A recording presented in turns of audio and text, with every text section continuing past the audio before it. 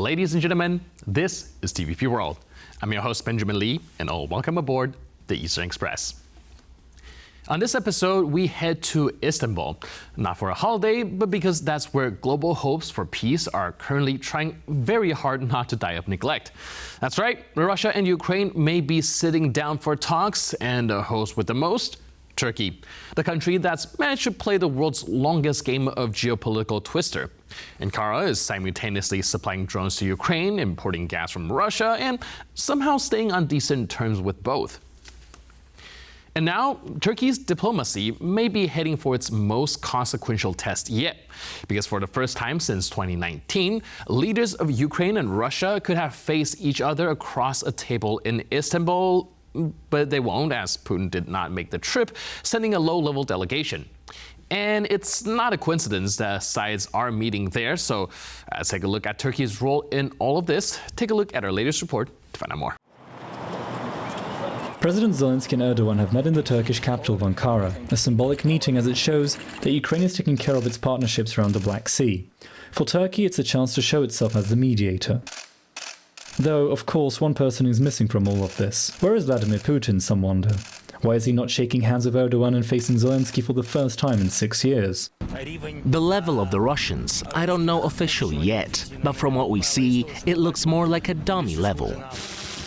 Zelenskyy's comment refers to the level of delegation sent by the Russians to Istanbul for potential Ukraine-Russia peace talks. Despite the talks being Putin's own idea, he does not seem to have the courage to show up. Instead, a much lower-ranked delegation headed by one of Putin's advisors will be present. The man leading it, Vladimir Medinsky, also led the 2022 delegation in Istanbul. He later became infamous for denying the Bucha massacre and blaming Ukraine for orchestrating it. It is unclear as to what this team can hope to accomplish, as their entire mission is also wrapped up in statements like these from the Russian foreign minister. Zelenskyy initially made some sort of claims that demanded Putin come personally. Well, what a pathetic person. This week in Turkey seems to be a victory for Ukraine and its allies, as Zelenskyy meets with the Turkish president and an informal summit of NATO foreign ministers took place in Antalya. Russia wanted a chance to show its quality on the diplomatic stage, but this is a grim reminder that Made in Russia is not a particularly well-regarded brand. Now let's zone in on the East-plaining portion of our show. With all the tensions surrounding current attempts to reach some sort of agreement between Ukraine and Russia, it is easy to forget that both sides had already sat down once at the negotiation table soon after the war began. In March of 2022, a series of negotiations took place in Turkey, with nothing much coming out from them. The 2022 Istanbul talks are multi-layered, preceded by a smaller round of negotiations in Antalya a few weeks prior. The meeting in Istanbul, however, gave many a glimmer of hope that the war could still be stopped before it spiraled out of control. Alas, not much was accomplished by them, and that was the last time that Russian and Ukrainian delegations officially met to discuss terms. They failed for a variety of reasons. One of them is the fact that the talks were not attended by Vladimir Putin, which suggested that it was not a serious attempt at peace. The Russian side also reportedly had very unrealistic expectations, which included a severe reduction of Ukraine's army and the implementation of so-called denazification measures by Ukraine. Volodymyr Zelenskyy's resignation was also reportedly put forward. Following the meeting, Kiev also saw its forces score a string of important victories on the battlefield in the following months, which most likely made the Ukrainians even less inclined to accept such harsh conditions from Russia. And now let's take a look at the issue in greater detail. Turkey has been involved in mediation between Russia and Ukraine since the very beginning of the invasion. Back in March 2022, it hosted foreign ministers Dmytro Kuleba and Sergei Lavrov for the first high-level talks of the war. Then came the Black Sea Grain Initiative in July of the same year, which, with Turkey's help, got over 33 million tons of Ukrainian grain flowing out to the countries that need it most. Moscow later bailed on the deal, claiming that they weren't getting the benefits they wanted, hence weaponizing food supplies against nations that need it most. Turkey also brokered a major prisoner exchange in September 2022, and in August 2024 helped coordinate the largest Cold War-style US-Russian swap of detainees, spanning 7 countries and involving children. Not bad for a country that refuses to pick a side. Now, this week could have been a breakthrough. On Sunday, Vladimir Putin proposed direct talks in Turkey, even as he dismissed Western calls for a 30-day ceasefire. President Erdoğan immediately said Turkey was ready to host. Then Donald Trump, during his tour of the Gulf states, chimed in, urging Zelenskyy to immediately accept the invitation. Zelenskyy's reply: I'll be in Turkey Thursday and I expect Putin to be there personally. Vladimir Putin, however, had other plans. In fact, Russia hasn't sent the boss, or even Lavrov. They've sent 4 deputy foreign ministers. That's not a peace delegation, that's a diplomatic field trip. Now, Zelenskyy wasn't impressed. Upon arrival in Istanbul, he called the Russian delegation stand-in props, and to be fair, he's not wrong. You don't resolve a war with middle management. So, why does Turkey work as a mediator? Well, because both Russia and Ukraine trust Turkey, or at least trust it enough to keep showing up. According to experts, it's Turkey's geopolitical proximity, historical experience, and policy of neutrality that gives it credibility. Also, there's Erdoğan himself. The man might be a controversial strongman at home, but internationally, he's built personal ties with both Zelenskyy and Putin. Ties rooted in respect and, frankly, usefulness. Russia, on their end, knows Turkey isn't going to just follow Washington's lead, and that alone makes Ankara more appealing than almost any Western capital. So, is peace around the corner? Well, don't hold your breath, but Turkey, again, is the one making it happen. Whether this week's talk in Istanbul are a prelude to peace or just another photo op, one thing is clear. Turkey is the venue everyone still agrees on. And in diplomacy, that kind of credibility is the rarest currency of all. And now, here to shed more light on the issue is Adam Michalski, Senior Fellow at the Department for Turkey, Caucasus, and Central Asia at the Center for Eastern Studies. Hello, sir, and welcome to TVP World. Pleasure to be here.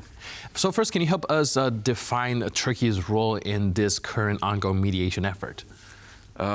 Well, Turkey has been very much engaged in, I think, a numerous amount of mediations, not only between Ukraine and Russia, but I mean, this week, for example, there has been also we've been talking about the informal NATO ministerial meeting taking place in Antalya.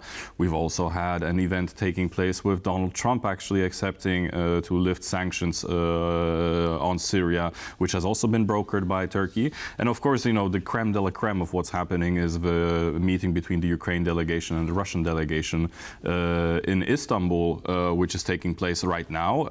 Of course, Ankara wants to play a key role as a mediator of this conflict taking place, mediating not only between Ukraine, but also between the West and the partners which are supporting Ukraine and Russia, which it is trying to bring to the table and force also to kind of engage in a discussion.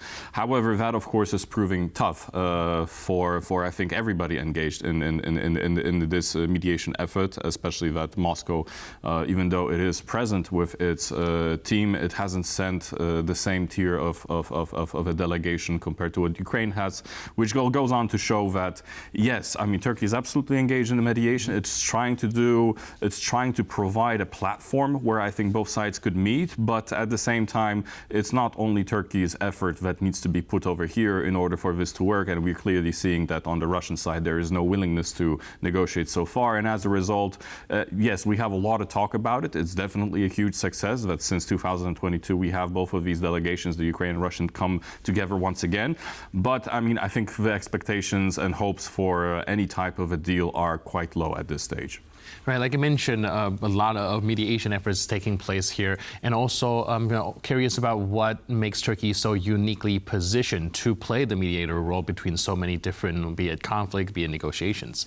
Well, this stems from Turkey's policy that it has, I think, over the last 5 to, I think, couple of years at least. It's been really, you know, trying to carve out for itself and place itself as this partner that can not only be a partner to the West, but also to many of the countries from the East. And we're not talking here about Russia, which we have just mentioned, but we're also talking about the wider region, like the Middle East, where Turkey is playing a bigger and bigger role. We've seen it on the example of Syria, where Turkey has right now a partner in Damascus, and this partner is of course very much on Turkey's side, but Turkey does realize that, you know, in order to lift Syria from the turmoil that it has went through under Bashar al-Assad's rule, it needs also support from other countries. So it's playing this kind of it has this position of a country that is now able to speak to a lot of partners in the region, not only talking about here the Western, but also, going to the Gulf states and, talking about how to rebuild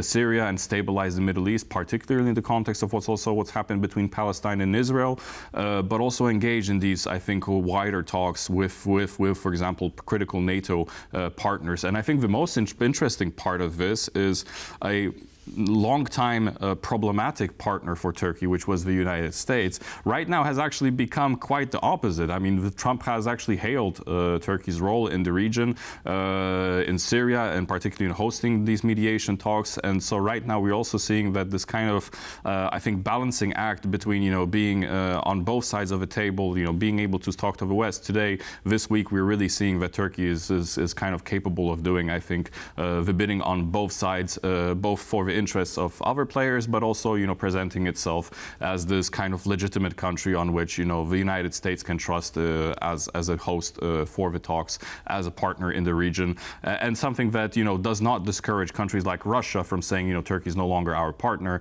So Turkey has this kind of really good sense of where in this in-between how to play these relations between West and the East. All right, and speaking of this balancing act, I would like to examine it a little bit more because, well, since the offset of the war in Ukraine, there is a very strong attempt at diplomatically isolating Russia. And remember, back then there was some pushback when it comes to Turkey's kind of method of not closing off the channel completely. Now, with the power of hindsight, seeing that Turkey has become a very important negotiating partner, do you think that they might have made the correct move there back then? I mean, Turkey has been quite vocal since the beginning of the war that it cannot allow itself to, pick a foreign policy that will strictly align itself with one or the other side of the conflict. And this has to do with the fact that even though Russia, for Turkey, is absolutely a military adversary, which has undermined the security and stability of the Black Sea, with which Turkey has been competing in Syria during Assad's rule, in the Northern Caucasus, in Libya, Turkey understands the problems that Russia creates and that sometimes it has to, be able to punch back. Mm-hmm. But at the same time, it has these relations when it comes to, for example, economic trade and bilateral, particularly also when it comes to energy, that it knows that it cannot just completely turn its back on Moscow. So I think that sometimes there's this misunderstanding of should we consider Turkey as being sometimes more pro-Russian or anti-Russian. I think that Turkey does understand perfectly that, it has a tough partner, but it has to live with it, right? And it has to find some form of a in-between because, well, at the end of the day, Russia is still a key important, a key military partner, a key economic partner and energy partner for Turkey, which Turkey just cannot forget because it's not going to receive the same thing from the European Union or NATO countries. So I think this is one of those elements. And I mean, of course, we also see this element of balancing when it comes to the West, where Turkey is capable of showing its solidarity with Ukraine, being, I think, a very kind of helpful NATO member when it comes to the war.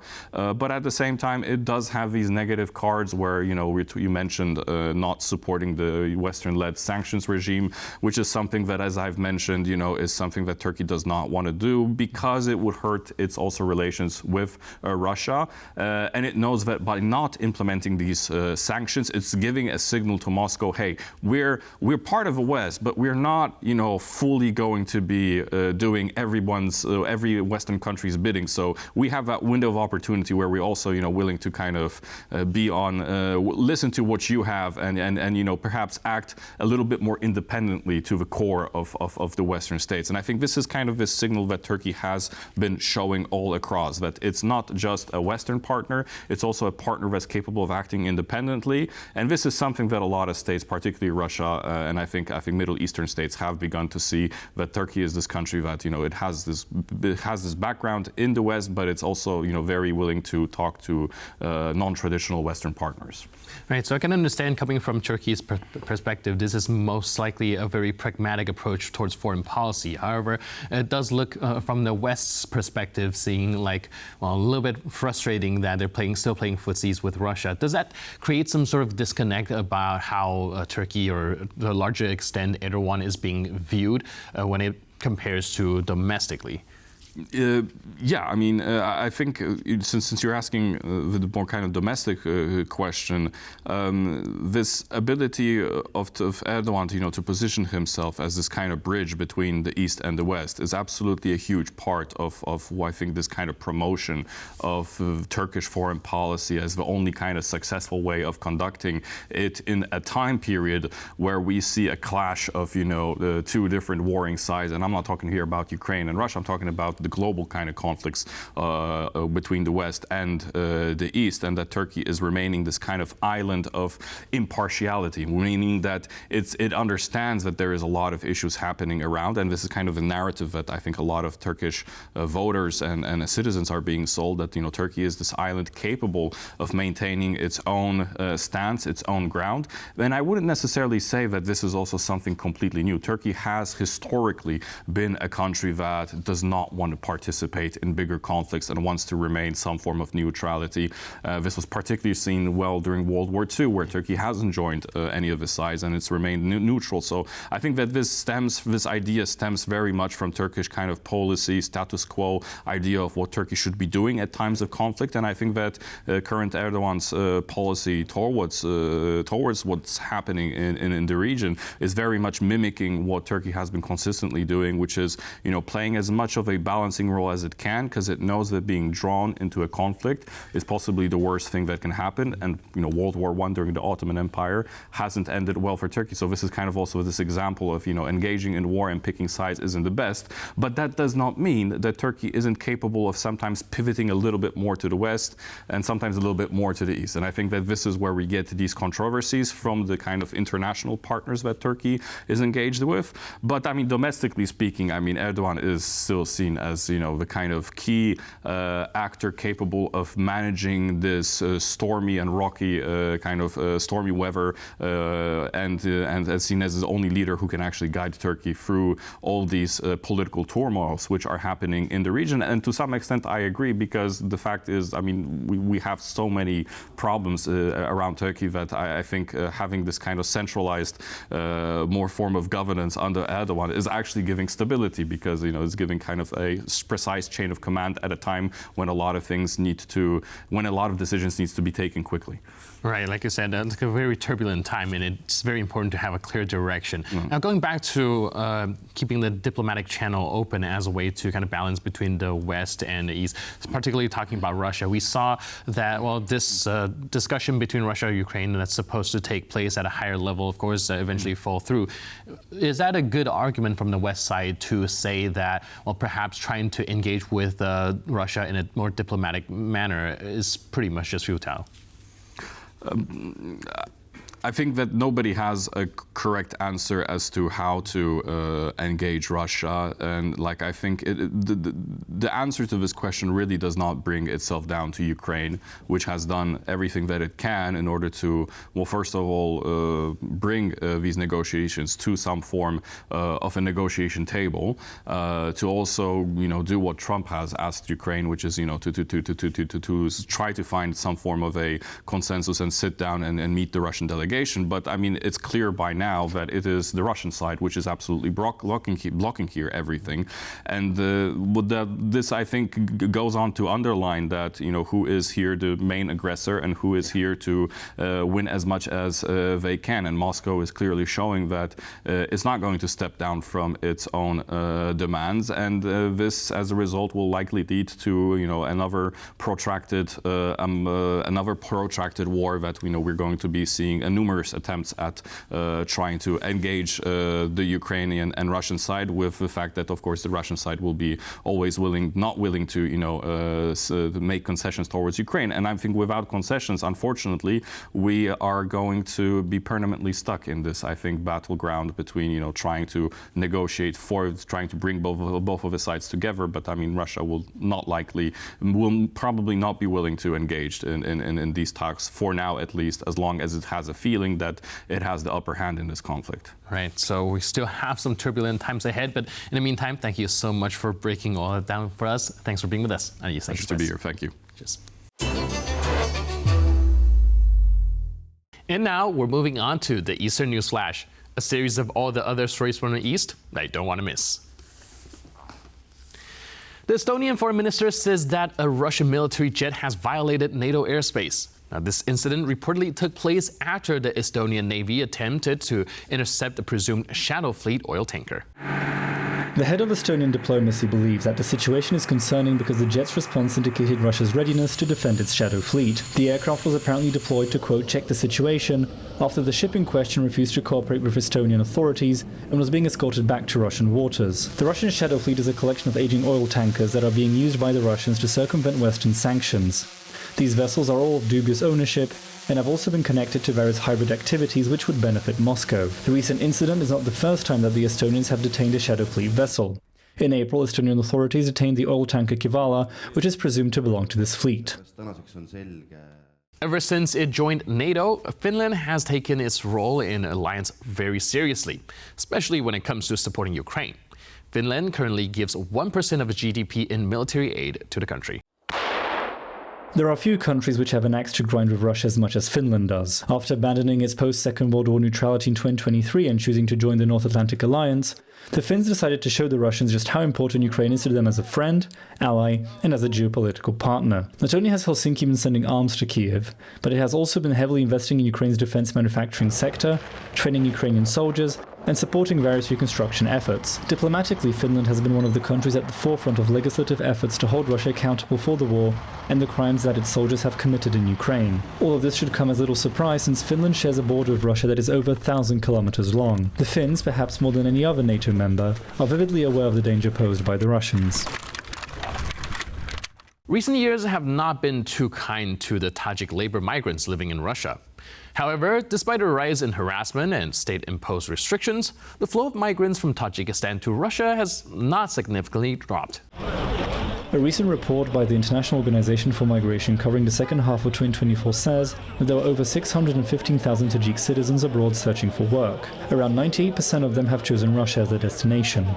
In the corresponding period in 2023, this number stood at slightly over 673,000. This drop, while quite substantial, is not as severe as some observers were expecting, given the rise in anti-Tajik moods in Russia in the aftermath of the Crocus City Hall terrorist attack. According to Russian authorities, a group of Tajik militants had killed over 140 people attending a concert last March. 6 months after the attack, the Tajik embassy in Moscow urged labor migrants not to travel to Russia unless it was absolutely necessary. And that's all on this episode of Eastern Express. But for more news, update, and commentary, please stay tuned to TVP World.